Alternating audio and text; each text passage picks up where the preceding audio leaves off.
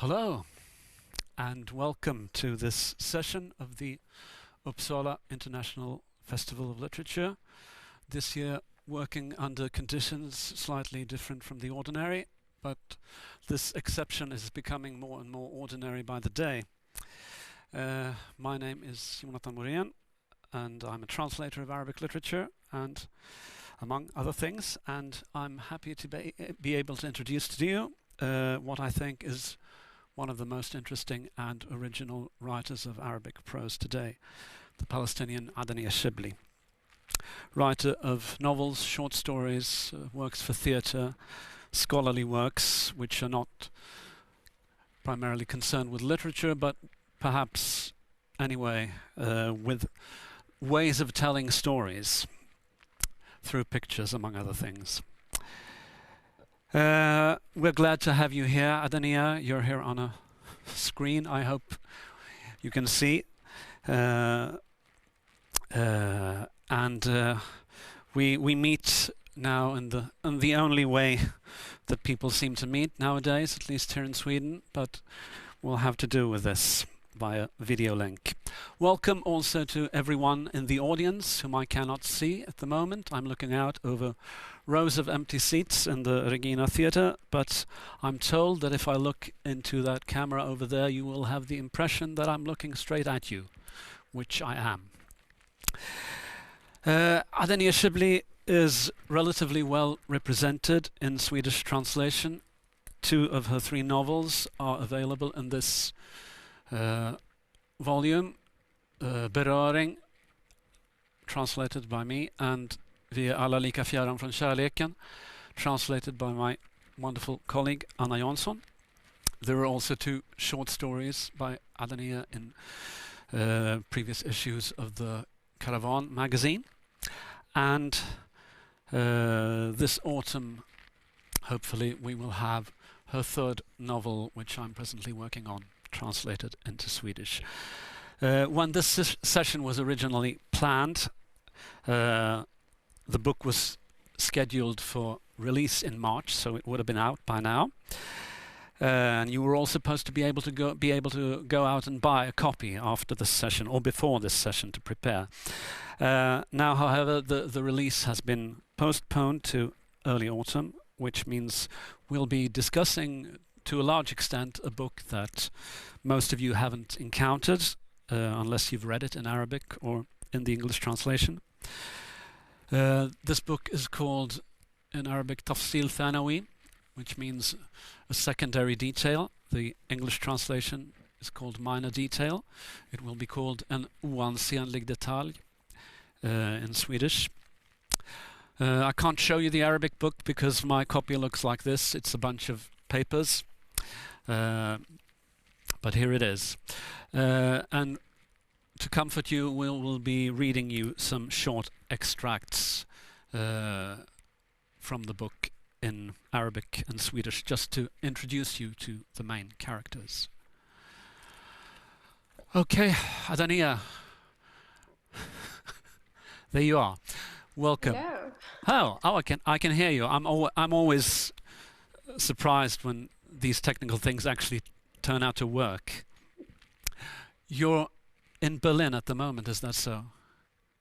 Yes, unfortunately, I've not been able to really leave Berlin. Yeah. Unfortunately, where would you like? Or actually, maybe fortunately, because it's good also sometimes not to travel, just to stay in one place and be able to write. Yeah, I mean, frankly, I miss going to Palestine. Yes. When was the last time you were able to visit Palestine? It's already now, well, more than 1.5 years ago. Oh yeah. And what does that do to you as a person and as someone living in the Arabic language? Well, certainly it can make me more sane, because being in Palestine, it can turn you insane instantly. And in terms of language, I think it almost makes it only a language that I can live through writing. And it's a privileged situation. It's like you are in this almost desert where no Arabic is around. Although Berlin has many Arabic speakers, but with the social distancing, you don't really hear the language in the streets or experience it or feel the intimacy or the daily life through it. I think the situation over the last 2 years is interestingly probably shifted our relation to language. How intimate we are and how close we are to each other. Also, sometimes it expresses itself in language.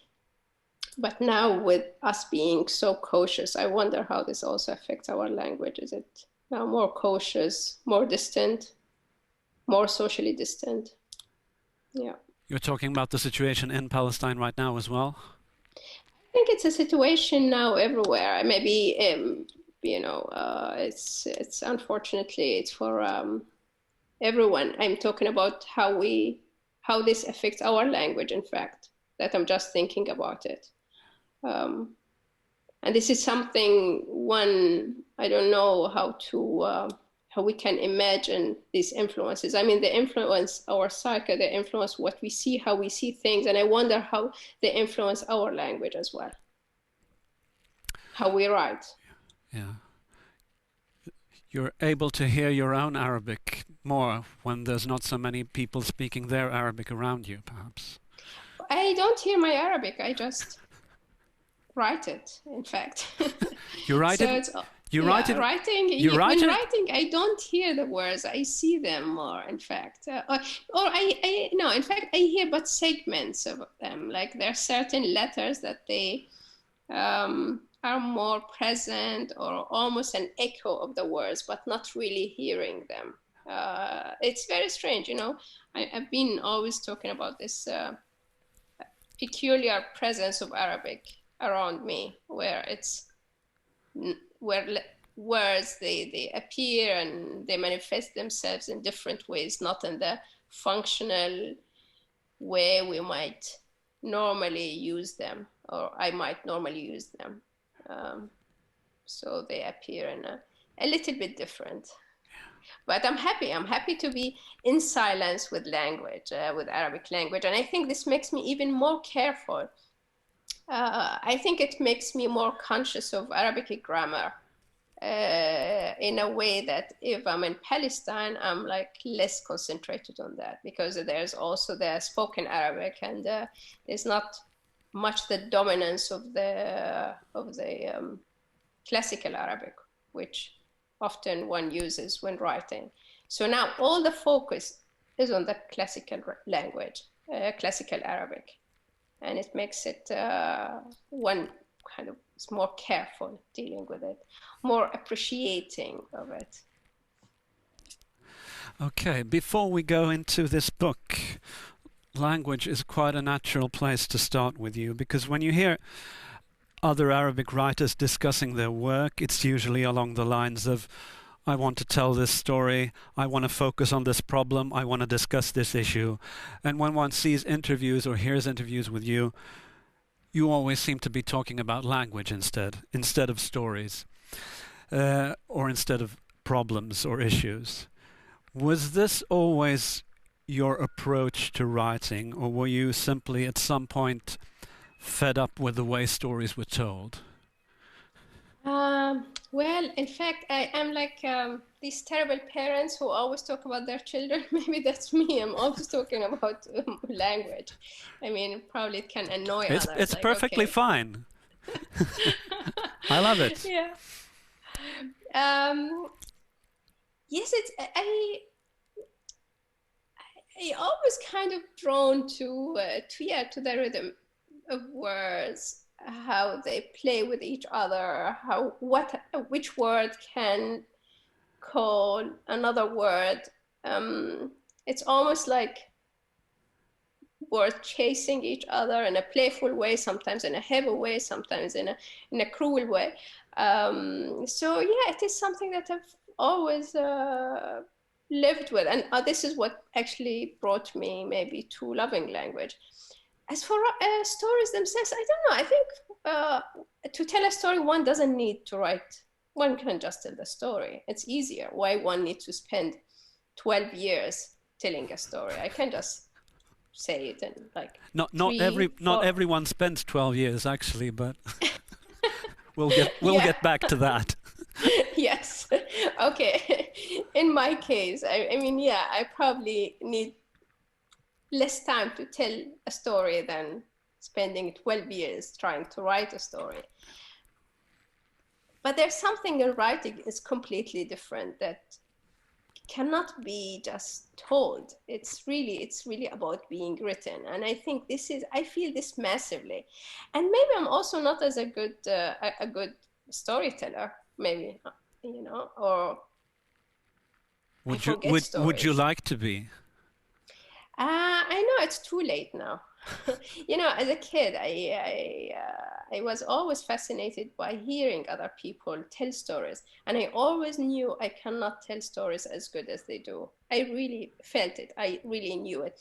I would always have like the wrong start, and maybe the climax of the story, I just bring it too early. The fascinating thing with writing, you can do all these mistakes and then you can correct them. But while you are saying things, you never can correct that. It's a lost cause immediately the minute you said it, and it already said. You cannot edit it. You cannot go back and move the sentence forward or backward, and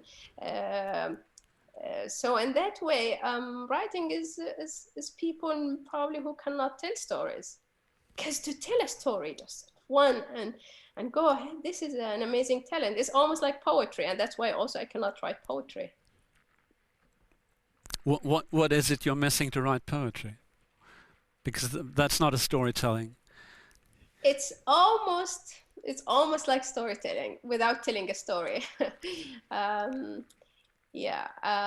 think it needs much more precision and giving up certain things, which I'm not ready, because I'm still like, I need all my noisy stuff, all my little kind of, people who keep moving with many things, and they cannot get rid of these things, these little things. I cannot get rid of them. I need all these kind of little words that they rely on other words that intersect with something else. So I cannot be without that.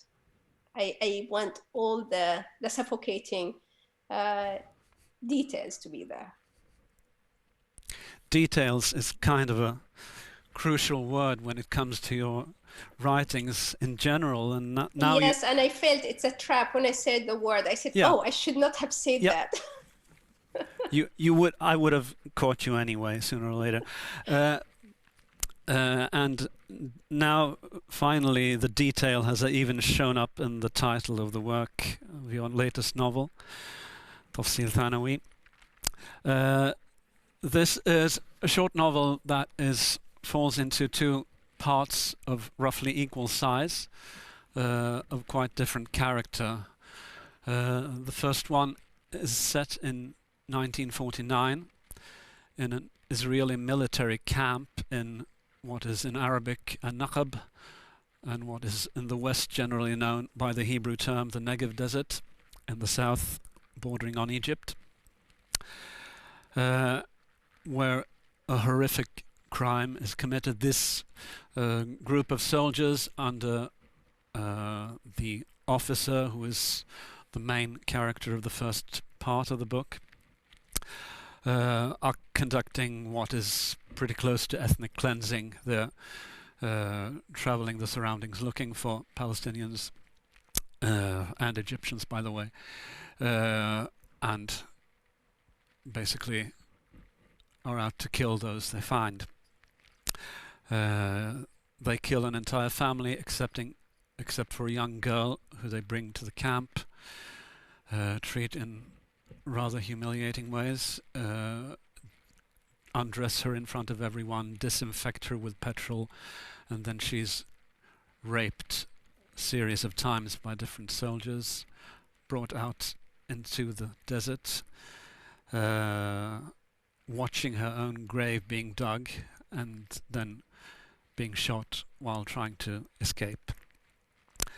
an absolutely horrific story. How do you tell a story like this and prevent it from becoming too much? I mean, you have succeeded, but there are hundreds of ways in which you can tell a story like this, and you do it in quite an unusual way, I think, by not putting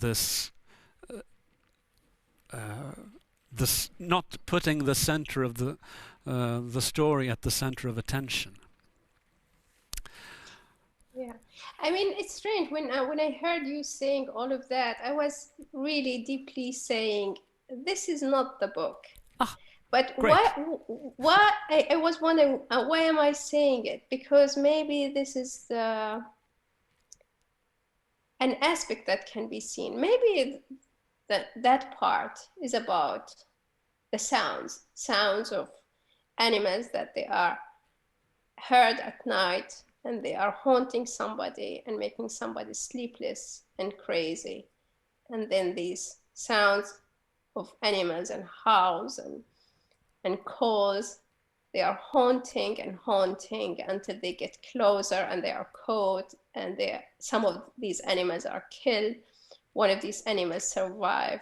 It has a certain relation to people, but at the end it survives. It can be this story as well.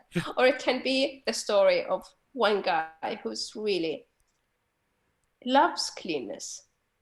He's so much dedicated to it. And he follows it but his task is not being successful. Though he tries and he tries and he never gives up. And he goes on and on until he collapses. So for me, why I'm saying that, because I know there is that part of what the words bring. But there's so many other parts. And the question, is the novel telling just one thing or several things? Maybe in a way like what our language, how when we tell about something, of course, when we say it, we condense it in a certain way. And maybe within that comes what is really necessary. Because, if we go on and I tell the story of I say it, probably people will just be bored and leave after like half a page of I saying it in the same way. So that's why I say it's completely, what you summarize, it can be there, but the book is not about that. The written text is not about that. I think for me, and I go back to things that I said already before, it's really this part is a language. We can also say about the language that is made, that is eliminated from the naqab, that is being hidden, being chased away. And did I want to write about only that story, or there were other things? Maybe there's the language, how it has been chased and by whom. And that's why I was always saying, for me, this novel is about the relation between two languages, the language of those who can commit certain acts and those who are experiencing these acts. Yeah, because the girl here is really voiceless. It's almost as if the dog becomes her voice, speaks on behalf of her, and the things she's saying is no more comprehensible to the reader than what the dog is saying. Definitely. And we will never have access to her language. So for me, we will never. There's no way, not only because she's remote from us, according to the novel many decades ago, but because how can we imagine we have access to a language of somebody who suffers? And that's for me where also another element of language. Does language really can portray our pain? I don't think so.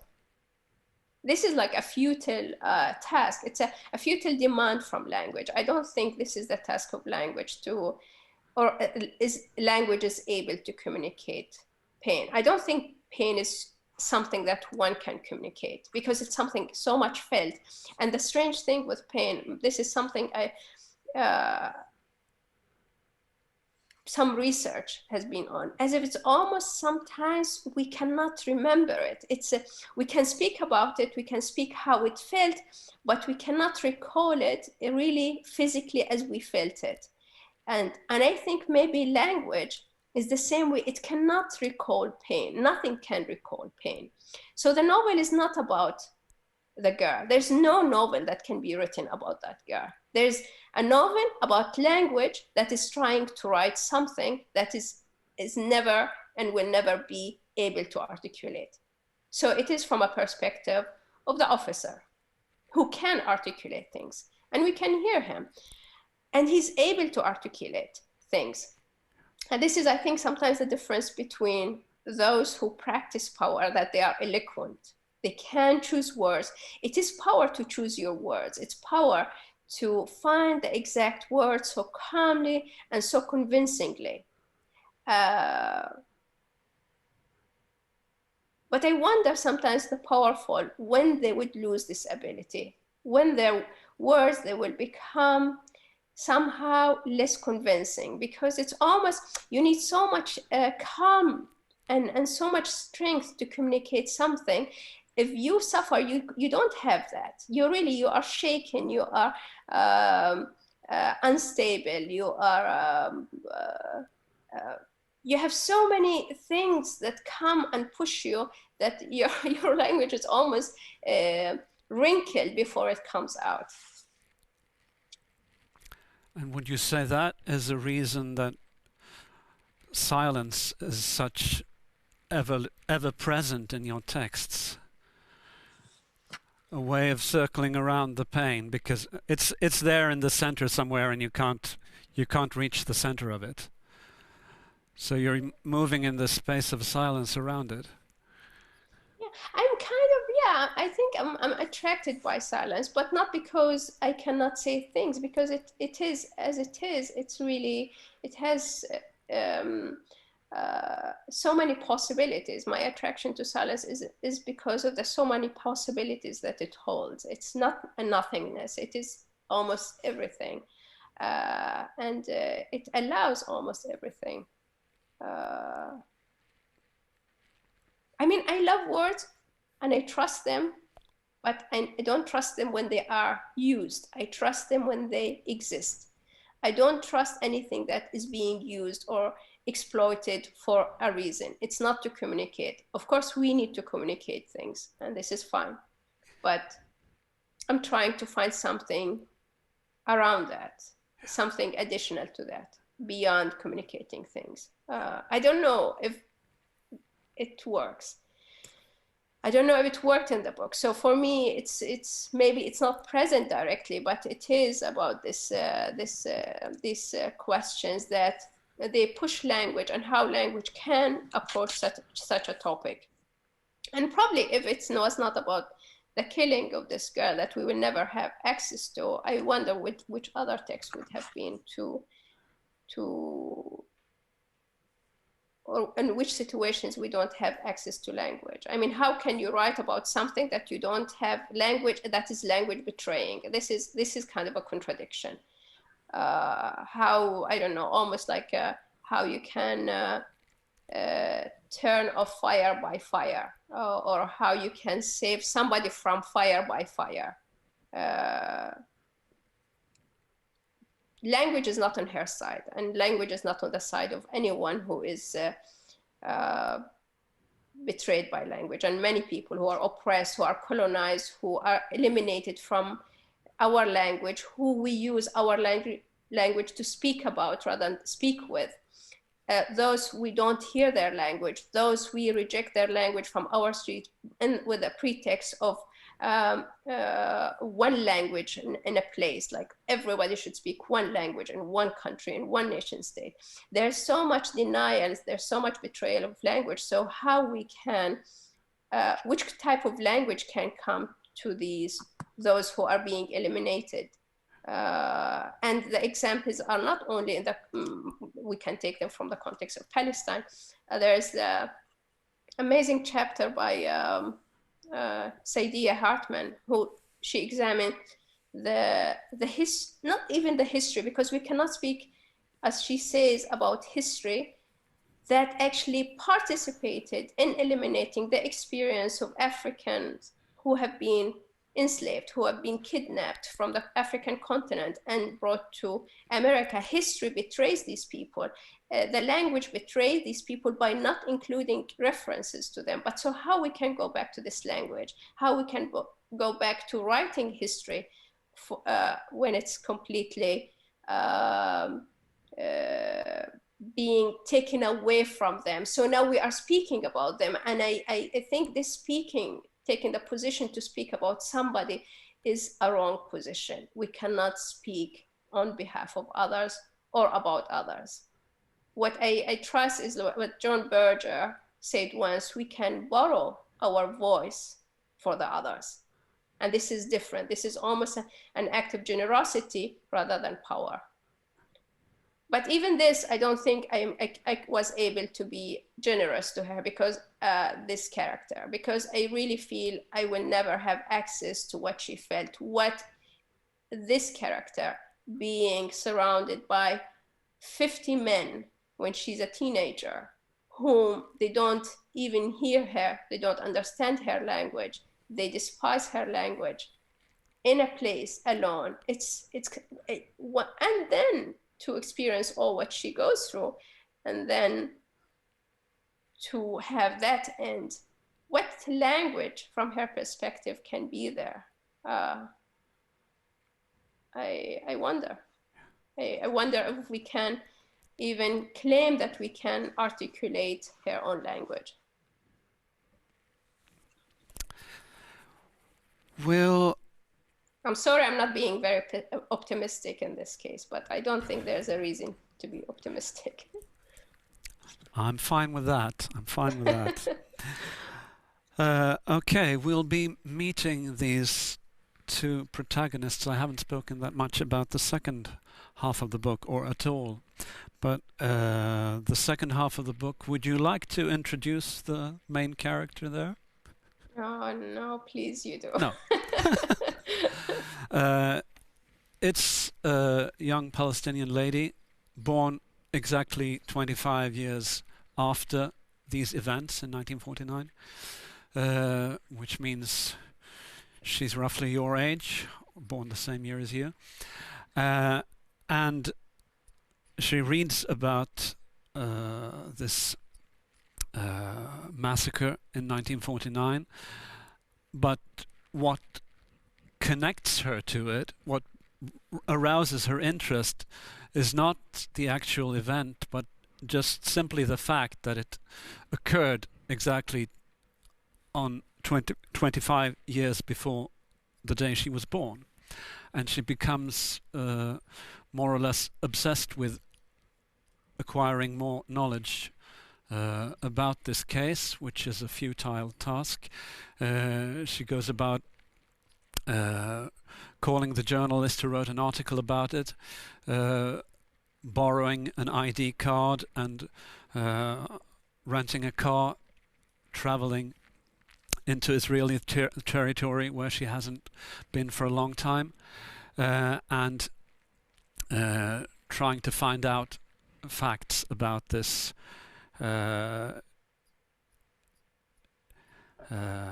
this event.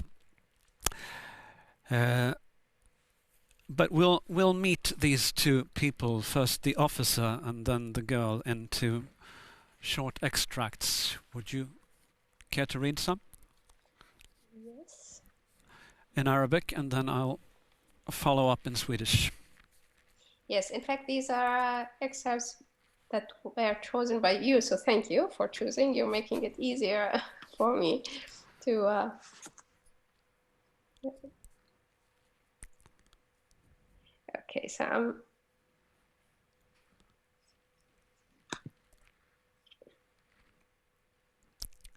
reading here from the first chapter. أيقظته حركة ما فوق فخذه اليسرى.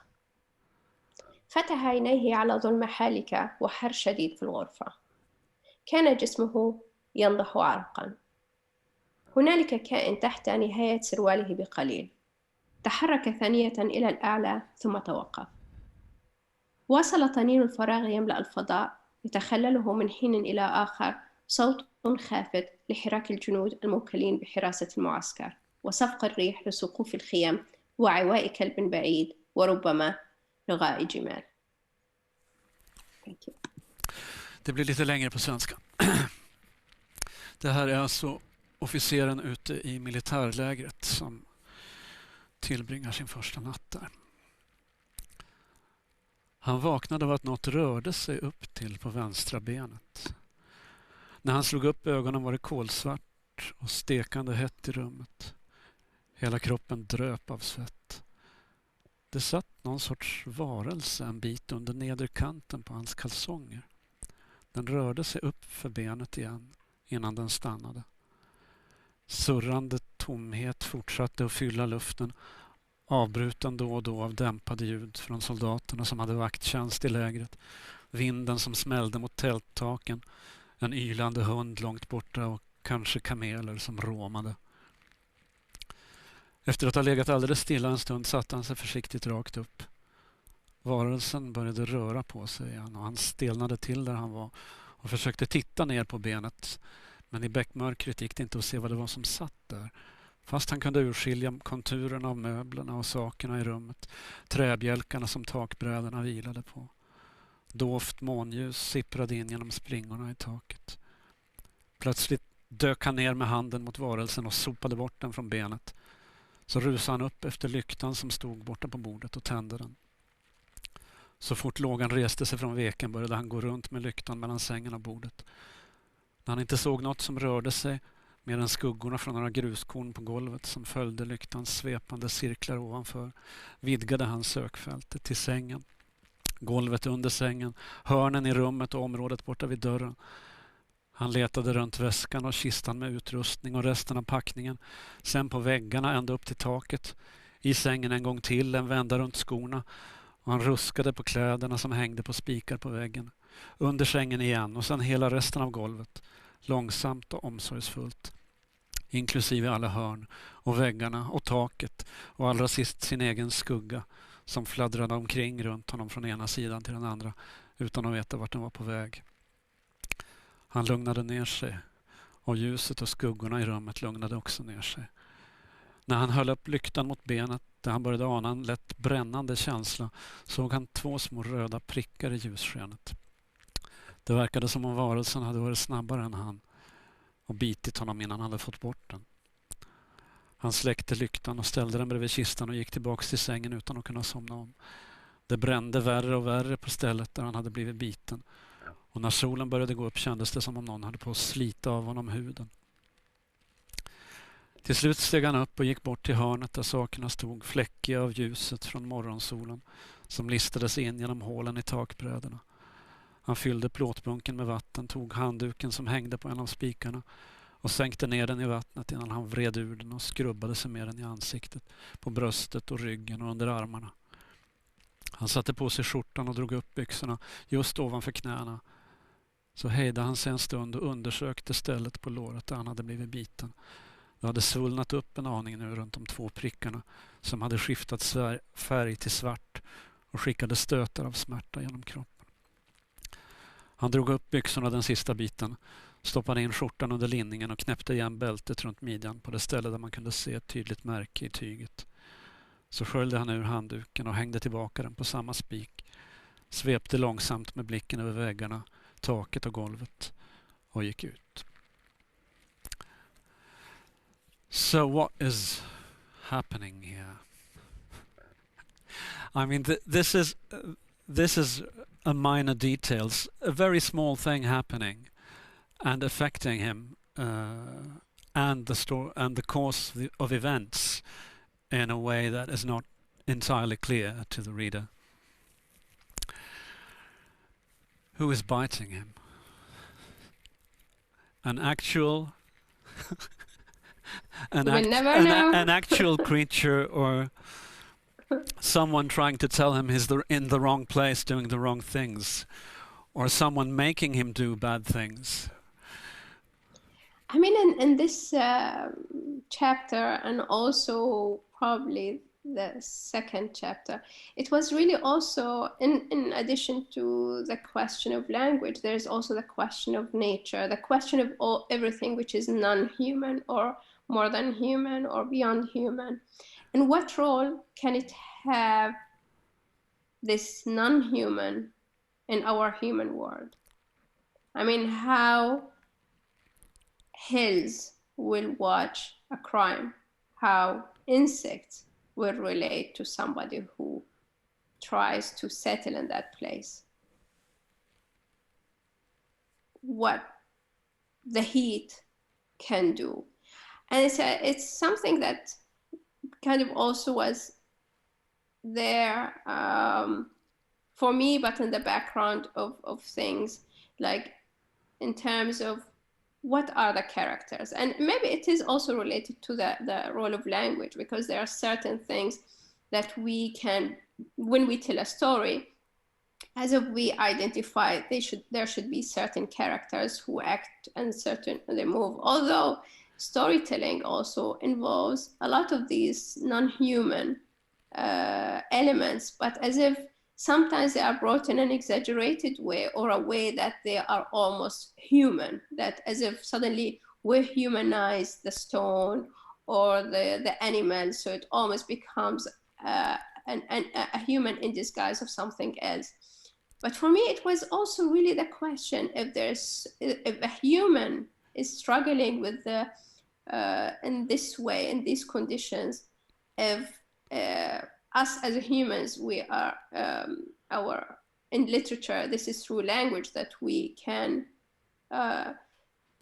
be there, or try to exist there with language. What kind of these other non-human elements can do? And for me, it's really, they are the characters. These words, they become characters. That thing which will never be named is exactly probably like all the characters that they will not be named, or so nobody knows what it is. And maybe if this insect started to speak, it would not start to tell us its name. This is because it's like, only if we think we are the center, we think it's going to speak to us. No, it just bites.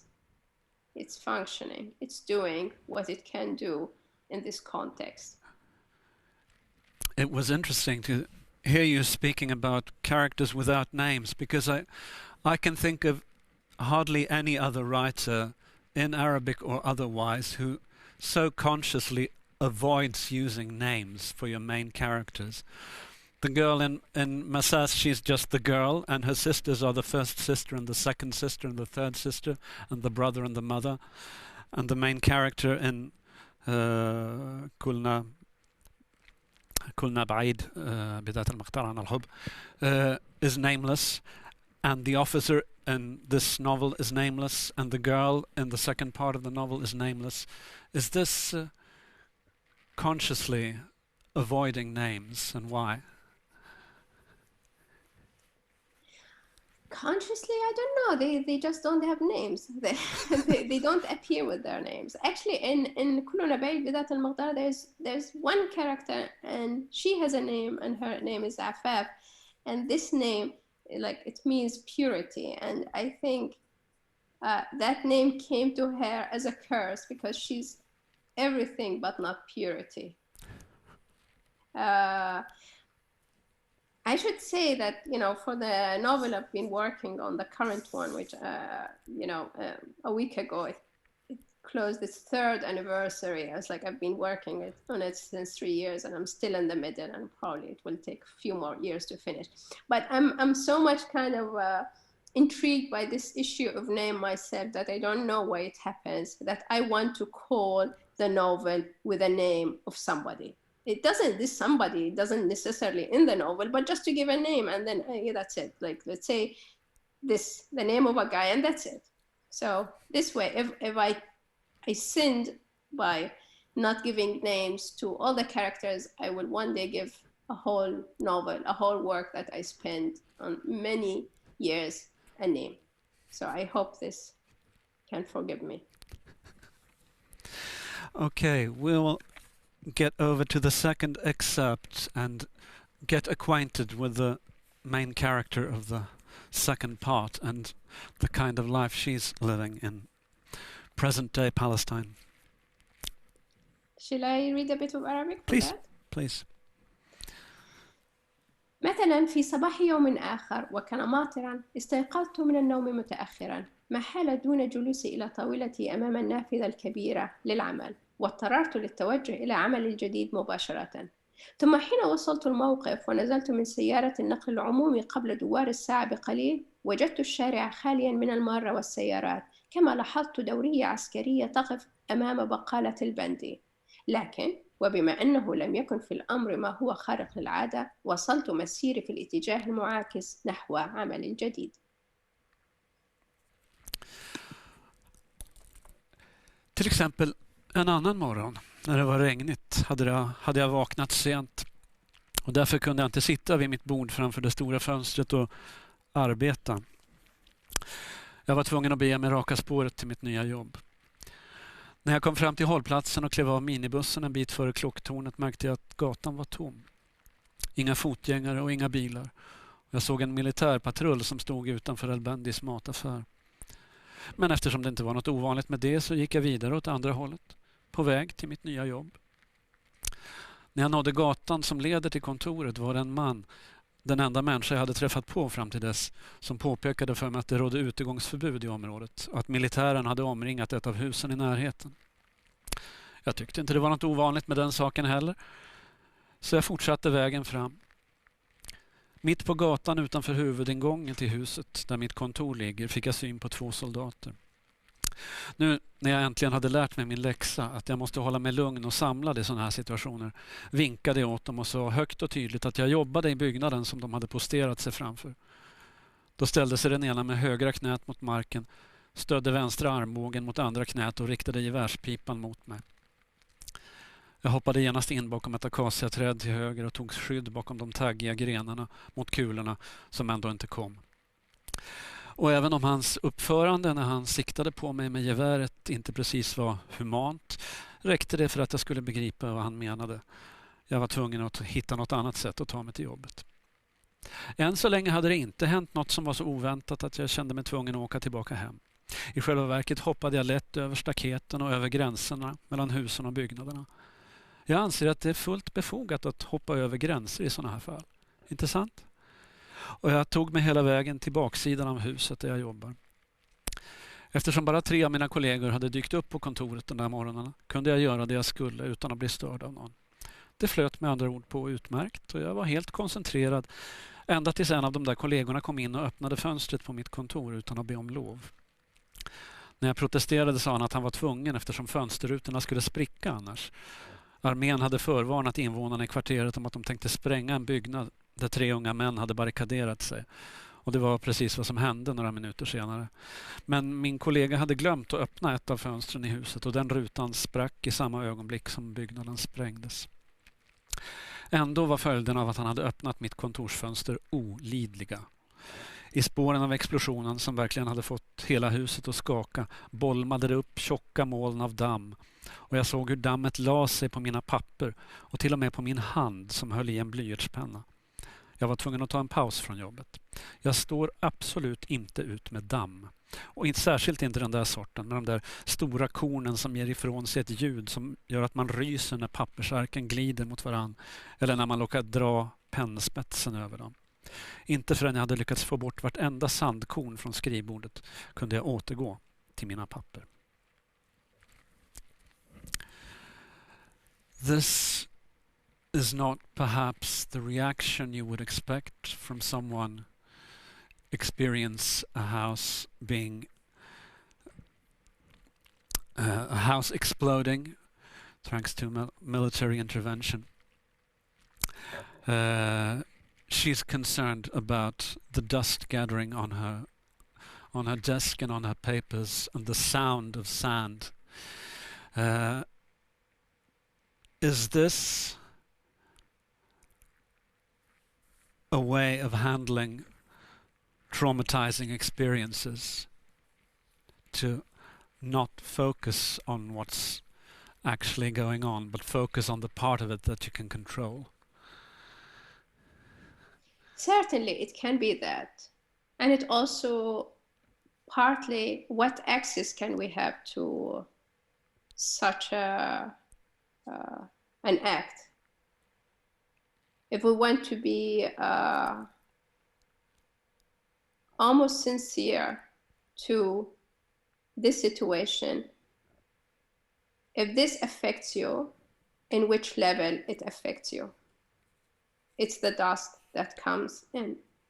It's in almost the same way, you know, when all these sufferings and deaths, and that they just reach us from a distance as a number or as a news article that is being replaced by another the day after, from different parts of the world. We cannot claim that it touches us. It can touch us. We can investigate, we can question, but often we have a certain capacity, I think, for pain. Although I don't know, I mean, do we have a certain capacity, or are we claiming that to create a certain indifference or apathy? I know it can be almost maddening if we keep thinking about that, but then we cannot also just think about that. There's so many things. It's almost against the logic that we can expect to experience things differently. If you live in a situation where you kind of constantly threatened, that your being is almost always reminded that it can be ended any moment, what do you do in this situation? Also, when you witness that end is happening to others. And here I'm not talking about the sense of compassion, because here it's not about compassion. It becomes something else. It becomes something more cruel. Because if compassion is a situation, you need to be so far away, so much remote, that you feel safe, that what you have is compassion towards others, because you are so much removed away from any threat, any possibility that you can be destroyed. And I think this is really something that this character experienced. She has no compassion. She has a relation that she does not understand, and she would like to try to understand. Is it the date of the killing? Is it the crime? It's not necessarily the case. She thinks she's interested in that, but there are so many things that they push her and haunt her, and they don't allow her to just be quiet, because there is this relation. And for me, this is a question also for us. What kind of relation we have to any I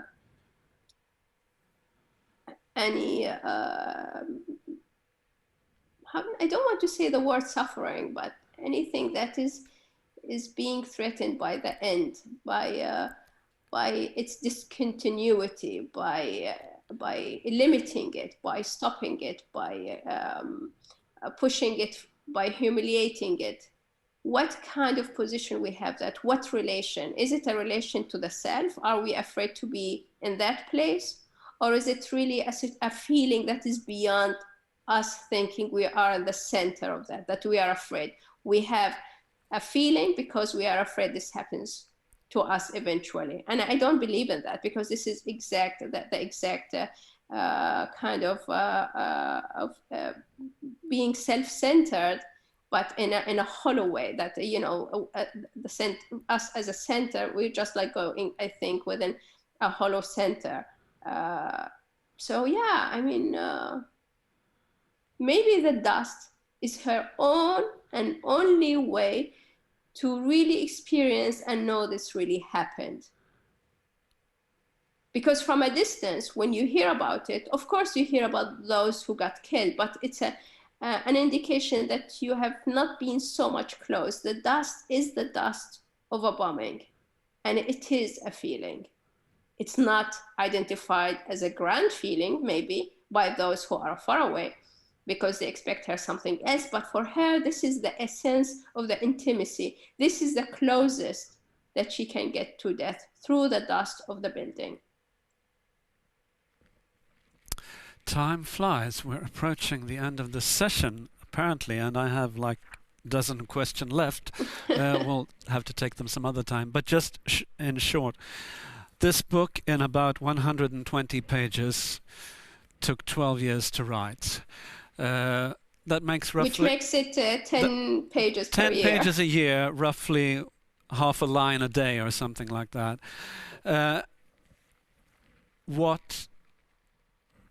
How did this come about? What was the seed that this book came out of? How did it evolve? How did it change its shape during these 12 years? And why did it take so long? It's really, I mean, the average is my normal average. When I work daily and very hard, I can kind of have one clean page a month. Because there's a lot of deletion as well. I mean, I don't know, we were speaking earlier about stories and telling stories. Maybe my inability to tell stories is so much manifest that it's like, it's constantly, I'm going back and changing and doing something. And I think the only moment when a work is finished, not because I think it's good, because only this is the moment the work tells me it doesn't want me anymore. It's almost, I don't want to be there, and the work doesn't want. So there's almost no relation between us. This is the end. And I know this with this novel, it really, the relation did not end for different reasons. There was something constantly not there, and I didn't know what it is. And so the search, there's always this constant search. So it's not only writing it and deleting it, but also kind of really trying to understand it. I didn't really understand the book well, or how it can be.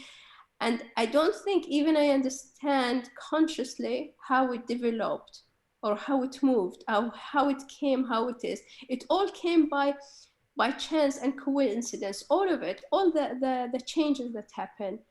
And I think this is sometimes also frightening in writing, because things happen without you being conscious as a writer, as the person writing them, that you feel frightened because they can write themselves without you. You are just like they are using you, actually. It's not like you are using words to tell a story. The words are using you, that you can write them, that you can put them. This is how it feels to me. And they kept not happy. They kept not satisfied with my interventions. And of course, I know that I was aware that whenever, because many friends and people around, they knew I was working, and then they are like telling me, okay, when you're gonna finish? When are you going to finish? And I feel this pressure, because it's sometimes for people it's mad. You work in a small novel, and the novel just getting smaller for 12 years, and but I couldn't rush it. It took until the 12th year that it kind of finished itself. And it was, I know this moment when it finished. I mean, I left the room with joy, because I knew it. That's it. It was waiting for this change. So there was not a seed that I am so conscious where the work started. It developed, it moved, it shifted, it wrote itself within this time. And I think this time could not have been less. I cannot think of one day that could have been less, because it required all these days. I just hope that it will take less for the present one. And it is probably, hopefully, maybe 1 year less, let's see, or a few days less, or a few hours less, but let's see. I don't want to be under this pressure of time. In fact, I am writing. As long as I'm writing, I'm actually I can manage living, and it's not like I am rushing for the book to finish. There's the minute that I rush a book to finish, it's actually the worst thing I can offer to a book. Okay, thank you so much for participating in this session. Thank you, shukran lak, Iyad. And for those of you watching, hopefully this book won't take 12 years to translate, and then it will be out in August or September this spring on Tranan förlag. Thank you and good night.